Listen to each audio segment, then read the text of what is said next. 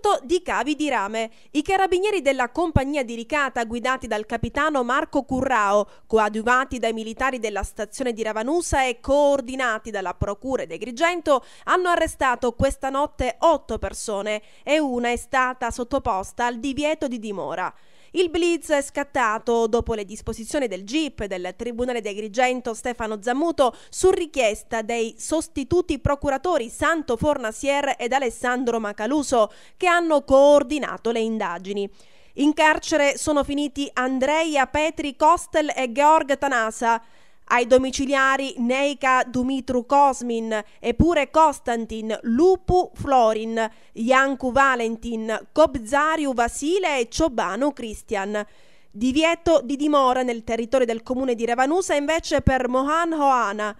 Le indagini sono partite dai carabinieri della stazione di Ravanusa dopo le diverse denunce presentate dalle vittime di svariati furti di rame. Dopo varie attività investigative, i militari e la procura sono riusciti così a individuare il nucleo fondamentale dei ricettatori.